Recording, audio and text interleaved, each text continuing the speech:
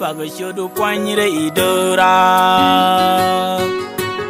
Ushu boy kanadu minda shangro nal kamko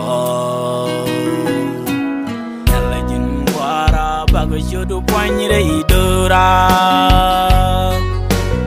Ushu boy kanadu minda shangro nal kamko Jin kum mai da me jin yor wi pam si nai kwa shu bang ke liu to Yel nyal ke o chu kun nyal yor wi pam si nai je ta ma Jin kum mai da me jin yor wi pam si nai kwa shu bang ke liu to Yel nyal ke o chu kun nyal yor wi pam si nai je ta ma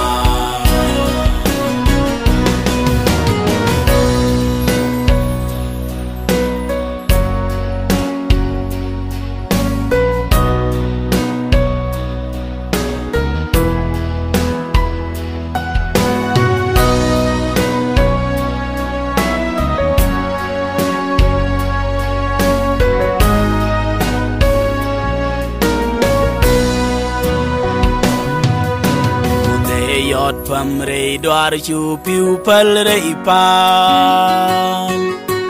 Nyal bom long du min da chang ro nyal re da Re yot pam re doar chu piu pal re pam Nyal bom long du min da chang ro nyal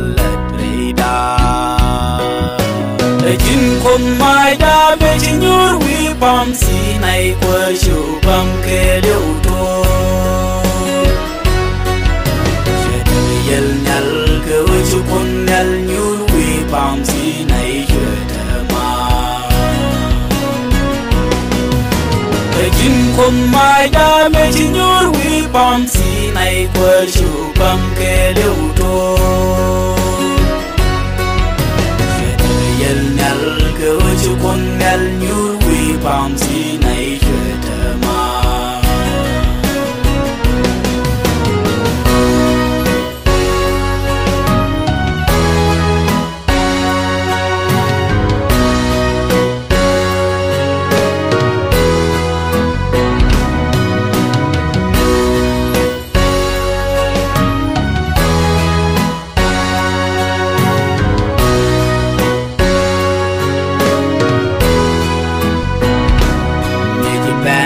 Pero chu bom doa min din jan kwa Nyal bom luang du min da chang ro nyal re da Me Japan nyam pero chu bom doa min din jan kwa Nyal bom luang du min da chang ro nyal re da Jin kum mai da me jin yor wi pam si nai kwa shu bang ke liu to Yel nyal ke o chu kun nyal yor wi pam si nai je ta ma